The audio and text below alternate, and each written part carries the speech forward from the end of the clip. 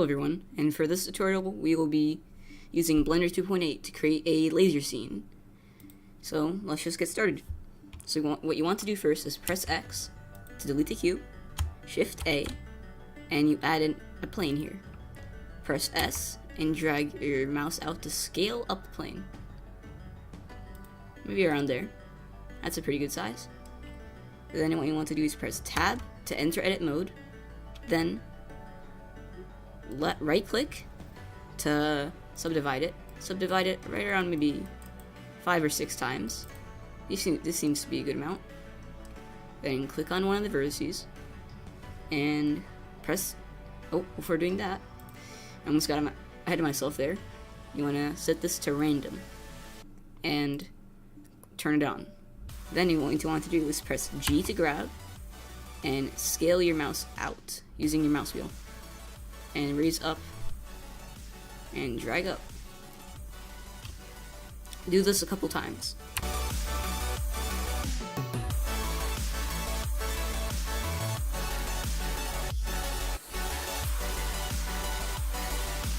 Okay, now that you've done that, you can pause the video since I time-lapsed it and do all what I just did. Then what you want to do is tab out of there, press Shift D and click. What that does is it duplicates the plane that we just deformed.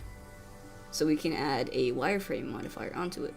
So you go here to modifier, this little wrench, click on the modifier tab, and add in a wireframe. Then you want to go to thickness, change this to 0.005. That gives us like a little layer on top of our deformed mesh. Then what you want to do next is Shift A and add in a cube. And click over here and raise it on the Z-axis. And then press SX. And that will scale it on the X-axis. I can't speak today. Now that we have that, we want to click on it and Shift D and click off. And we want to add another wireframe modifier onto this. We can make this to 0.005 to make that somewhat thin. And now we shall make our emitter for our lasers coming at us. You want to go Shift A, Mesh, Cube. Bring this over here. Actually, I changed my mind. Shift A, we'll put in a plane. You want to press, raise it on the Z-axis, press RX 90 to rotate it 90 degrees, then drag it all the way over here. Then what you want to do next is press Tab to enter edit mode, then right click and subdivide this like 4 times. I mean 3 times, or how many times it subdivided it. Tab out of that, then scale it up. Now that we have that there, let's actually align the camera so we can get a good angle on this. So go ahead and you can angle your camera any way you want. I'm going to do this for now. Then what you want to do is snap your camera in place is press Ctrl Alt 0. That'll snap the camera right into place where you want it. And what I typically like to do to get a little bit of wider angle, I like to set our camera millimeter focus to 30 millimeters. After we've done that, we click on our plane and we go to the particle system. We add a particle system, make your set on emitter. Next, what we want to do is press Shift A and put in a cube. Raise it on the Z-axis. We want to make this look like a laser, so we'll press S and then Y. We'll stretch it down the Y-axis. Maybe make it a little bit smaller. And drag it over a little. I'm going to hide this away from our scene, so we'll drag it over here. And that's going to be our little laser. Just a little basic laser, cube shaped, nothing too complex. Next, what we want to do is maybe add in a shader on it. We'll texture everything now. So what we want to do for this one is switch this from principled BDCF, BSDF, sorry. And switch this to emission, and change this to like a red color. That'll be our laser. Change strength, maybe like strength of 50 or 100, depending on how you would like it. Then for this, we would go to our particle system. Go down here, enable rotation, so whenever we rotate this in whatever direction we have, it faces that way for our scene. So what we want to do next is go to our plane here, scroll down, and go to viewport, oh, not viewport, here, render. Then go down here is render, render as object, click on instance object, and click on our cube 2. Oh, cube 2. This is this right here. This will be our laser. If you want, you can also go to the object, if I can find it, and then rename this to laser. Laser, can't spell. So go back to our emitter right here.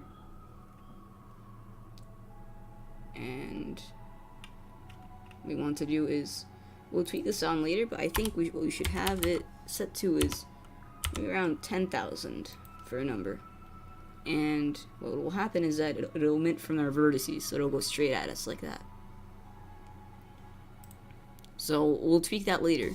But let's texture our plane here and our cube. So we want to go on our cube. Let's just leave that alone for now. Let's go for the outer edge for our wireframe. We want to go here, click new, select principled BSDF, and change that to emission. Change this to like a light color of blue.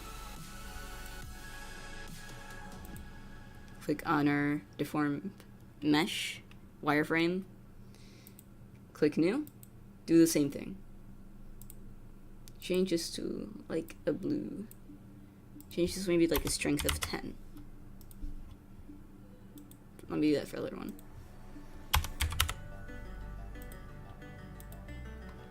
After we've done that, let's just check how the scene looks. We'll press 0, and we'll go into our camera view, and press Z, and look at it rendered.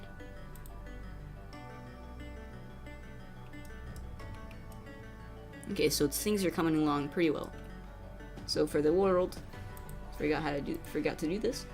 Set the world to completely black, and then get out of rendered views by pressing Z and selecting solid mode. Click on the light.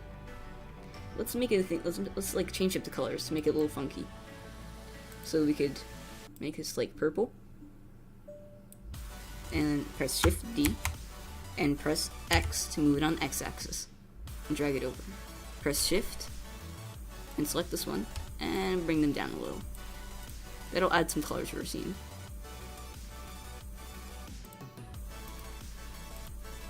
What we want to do next is go to our world, right here, the scene, and disable gravity. So our lasers will go straight towards us right here. Then we want to press Shift A, add a force, like wind. We'll drag it up on the Z-axis. We'll press RX 90 to rotate it. Drag it on the Y-axis, back here. And drag it a little down on the Z-axis, depending on where it is. So we go to the modifiers for the wind here. Oop, wrong thing. Yeah, right here. Change the strength to like 100. And we'll press play and see what happens. You should get a bunch of lasers just going straight towards you. Like this. It's pretty cool. And if we go to our scene by pressing 0, we go to camera mode, press Z, rendered. I wouldn't really recommend this unless you have a powerful computer, but I'll press play to show you how it would look. So you'd have lots of lasers coming at you right here in this direction. Oop. Also, to make the scene look even better, I want to click on the plane, and go to the emitter, scroll down. So what you want to do here, actually I finally found it, is uncheck show emitter. So when you render this, you won't be able to see the giant plane here. So all you will be able to see is just lasers coming at you in this direction. So maybe what you want to do actually is press shift, and click both of these and drag them back just a little, so you don't clearly see where the source of the lasers is coming from. So you just see a wall of lasers coming towards you, as the scene depicts. Now I just get it just out of frame. And by the way, I press 0 again on my keyboard to get into camera view.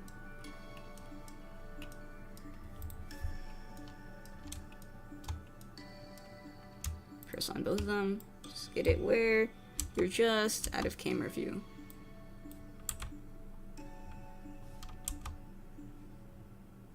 Yeah, maybe just like that. And then, if we want to replay this, we should see all the lasers coming towards us, like a giant hail.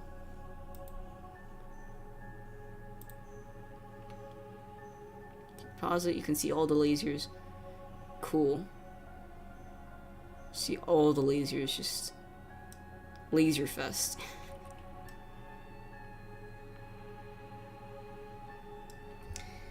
Okay, next, let's get out of rendered mode real quick.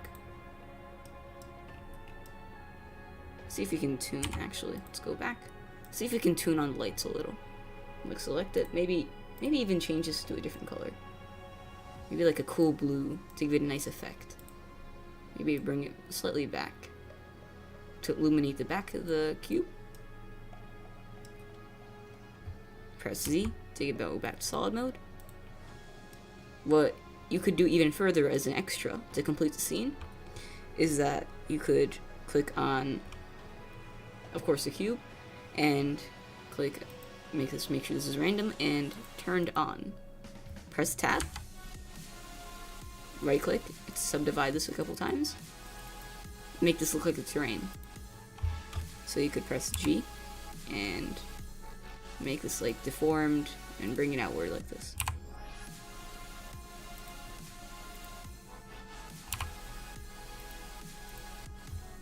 Press tab, you press shift D, duplicate it, click again, and let's go to our textures and press new, change this to emission, make it a nice blue again. Look at it in rendered view. Oops, let's go back. I forgot to add the wireframe modifier onto it.